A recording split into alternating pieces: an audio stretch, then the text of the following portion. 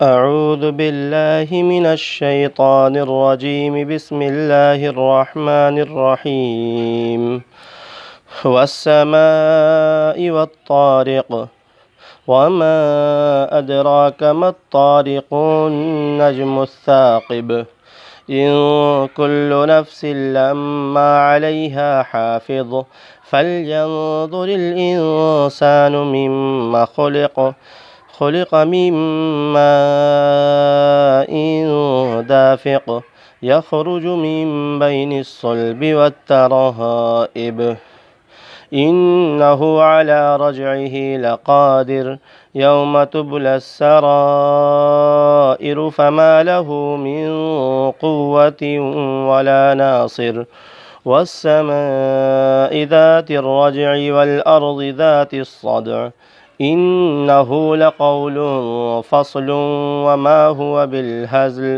إنهم يكيدون كيدا وأكيد كيدا فمهل الكافرين أمهلهم رويدا صدق اللہ العظیم۔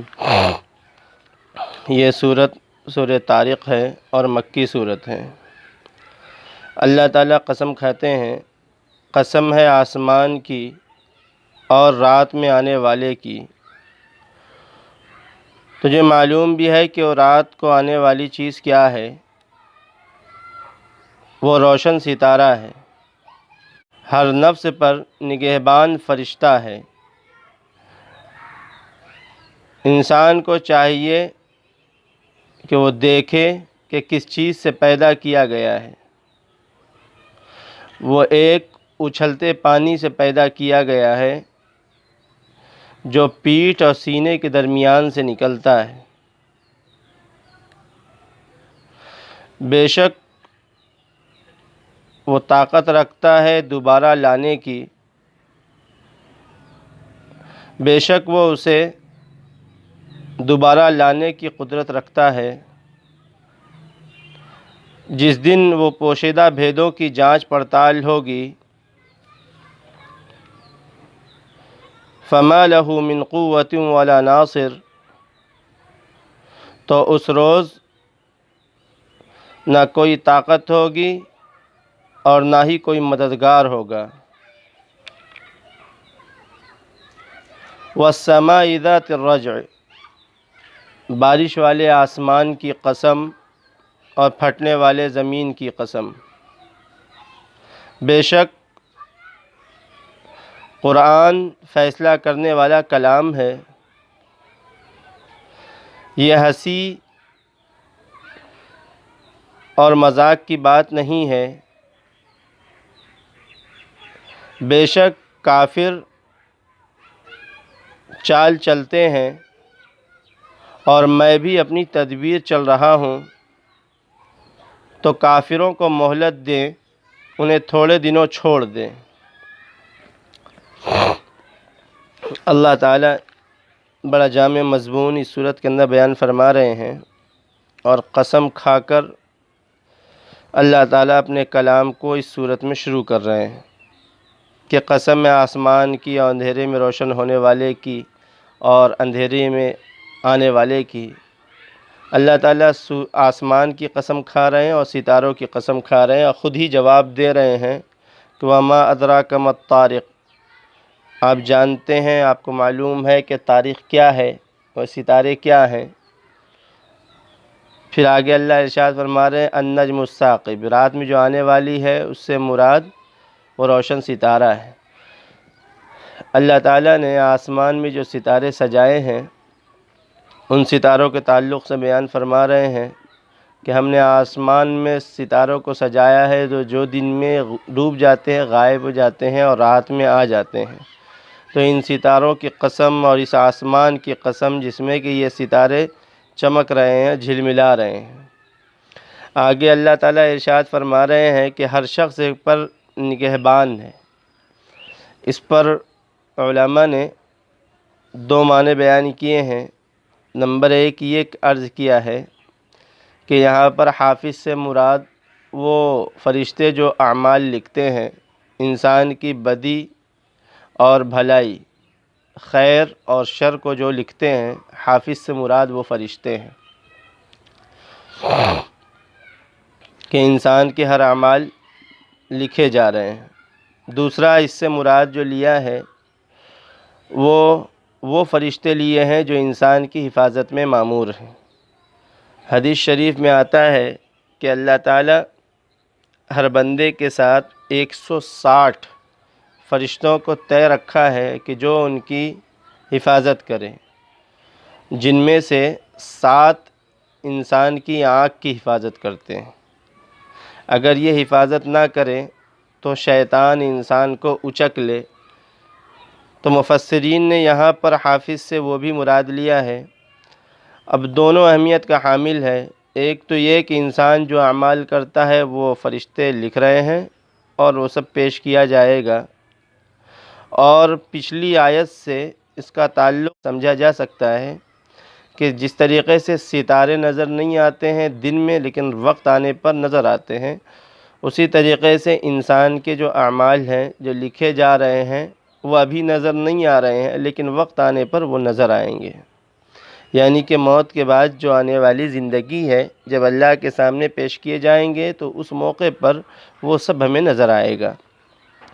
اور دوسرا یہ کہ حافظ اللہ تعالیٰ نے جو حفاظت کرنے کے لیے فرشتوں کو طے رکھا ہے، یہ خود اللہ کی ایک زبردست انعام ہے۔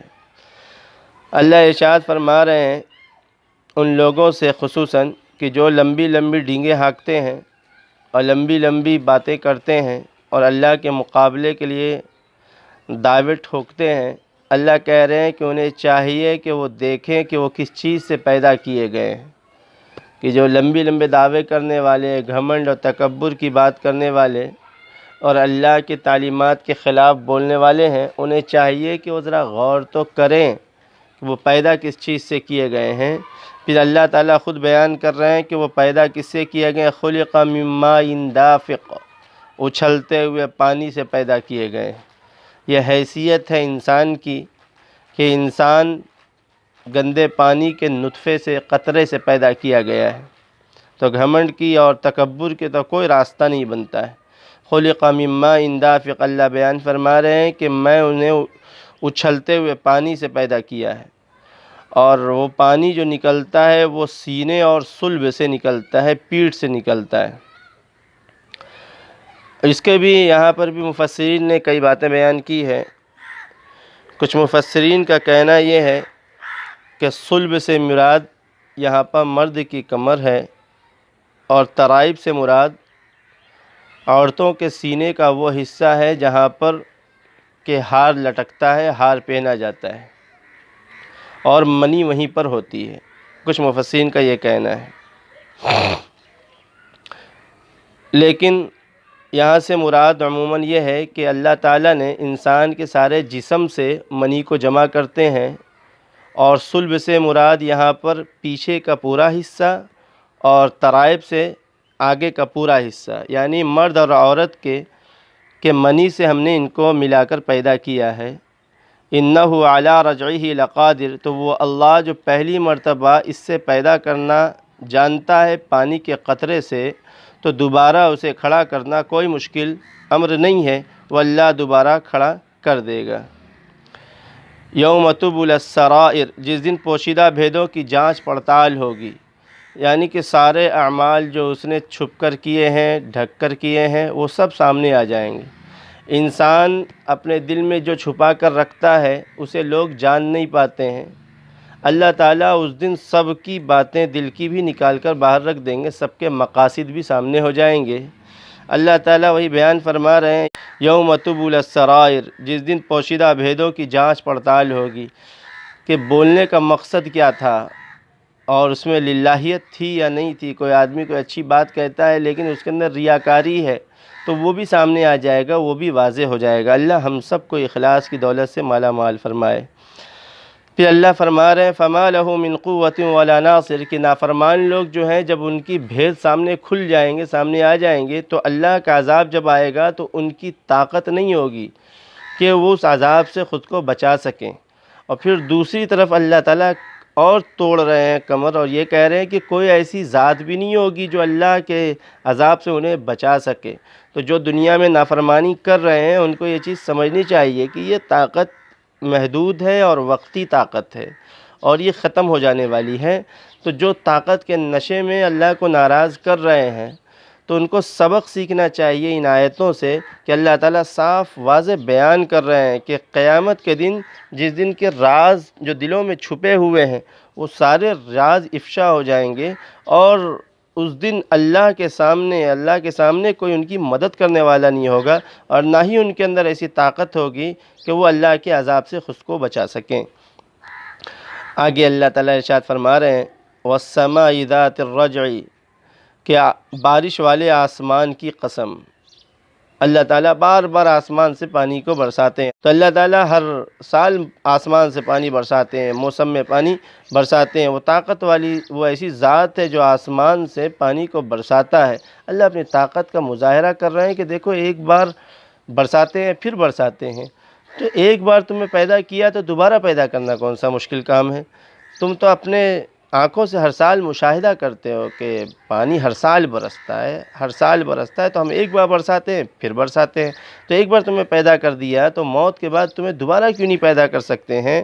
پھر آگے اللہ ارشاد فرما رہے ہیں وَالْأَرْضِ ذَاتِ الصَّدْعِ، اور پھٹنے والے زمین کی قسم، کہ آسمان سے پانی برستا ہے، زمین پھٹتی ہے اور اس سے پودے اگتے ہیں، نباتات اگتے ہیں، اور یہ ساری تمہاری آنکھوں کے سامنے ہے کہ ہم ایسی طاقت والے ہیں کہ زمین سے پودے کو اگا دیتے ہیں۔ ہم ایسی طاقت والے ہیں تو تمہیں قبر میں سے نکالنا کون سا مشکل امر ہے، کون سا مشکل کام ہے؟ تمہاری ہڈیوں کو جوڑنا کوئی مشکل کام نہیں ہے۔ اللہ ان آیتوں سے وہ بات سمجھا رہے ہیں کہ وَالْأَرْضِ ذَاتِ الصَّدْعِ، کہ پھٹنے والے زمین کی قسم۔ پھر آگے اللہ اور ارشاد فرماتے ہیں إِنَّهُ لَقَوْلٌ فَصْلٌ، کہ یہ قرآن جو ہے یہ فیصلہ کرنے والی کتاب ہے، یعنی حق اور باطل کے درمیان فیصلہ کرنے والا کلام ہے، یہ کوئی مذاق کی کتاب نہیں ہے۔ وَمَا هُوَ بِالْهَزْلِ، اور یہ ہنسی مذاق کی کتاب نہیں ہے۔ اور اس سے ایک بات یہ بھی سمجھ میں آتی ہے کہ جب قرآن مجید کی تلاوت کی جائے یا قرآن مجید کو جب پڑھا جائے تو پورے اہتمام کے ساتھ اور اس کی عظمت کے ساتھ پڑھا جائے۔ ایسا نہ ہو کہ قرآن پڑھ رہے ہوں اور دنیا کے کام بھی کر رہے ہوں، قرآن بھی پڑھ رہے ہوں اور ہنسی مذاق بھی کر رہے ہوں، قرآن بھی پڑھ رہے ہوں، لوگوں سے باتیں بھی کر رہے ہوں۔ اس کے لیے قرآن کی تلاوت یکسوئی سے کرنی چاہیے۔ اس سے یہ بات بھی سمجھ میں آتی ہے کہ آدمی پڑھ رہا ہے، پڑھتے ہوئے ہنسی مذاق بھی نہ کرے، دنیا کی باتوں میں نہ الجھے۔ وَمَا هُوَ بِالْهَزْلِ، اور یہ ہنسی مذاق کی کتاب نہیں ہے، بلکہ یہ تو عظیم کتاب ہے، ہدایت کی کتاب ہے، لوگوں کے نفع کی کتاب ہے۔ تو جو اس کو ہدایت کی نگاہوں سے پڑھے گا وہ ہدایت ضرور حاصل کرے گا۔ آگے اللہ ارشاد فرماتے ہیں کہ یہ لوگ، یعنی یہ کافر لوگ، محمد صلی اللہ علیہ وسلم آپ کے خلاف، دین کے خلاف، اسلام کے خلاف چال چلتے ہیں، چال بنتے ہیں۔ انہم یکیدون کیدا، یہ لوگ چال چلتے ہیں، سازشیں رچتے ہیں۔ تو اللہ ارشاد فرماتے ہیں کہ ان کو سازش رچنے دیں، کیونکہ آپ کا جو اللہ ہے، جو رب ہے، جو مالک ہے، وہ خود تدبیریں چل رہا ہے، اور جب اللہ اپنی تدبیر چلے گا تو اسلام کے دشمنوں کی اور دین کے دشمنوں کی، نبی کے دشمنوں کی جو بھی چال اور سازش ہے وہ کبھی کامیاب نہیں ہونے والی ہے۔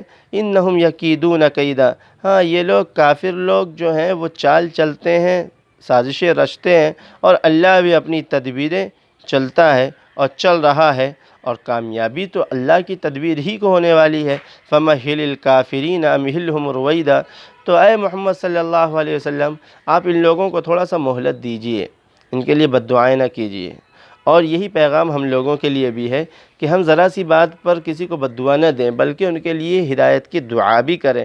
فَمَهِّلِ الْكَافِرِينَ أَمْهِلْهُمْ رُوَيْدًا، کہ اللہ کے حبیب کو کہہ رہے ہیں اللہ تعالیٰ کہ آپ انہیں مہلت دیجیے، کیونکہ تھوڑے دنوں کے لیے چھوڑ دیں گے تو بعد میں اللہ تعالیٰ خود ان کی پکڑ کرے گا۔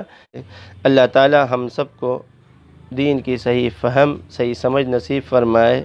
یہ جو وبا پوری دنیا میں عام ہے، اللہ اس وبا کو دور فرمائے۔ وما علینا الا البلاغ۔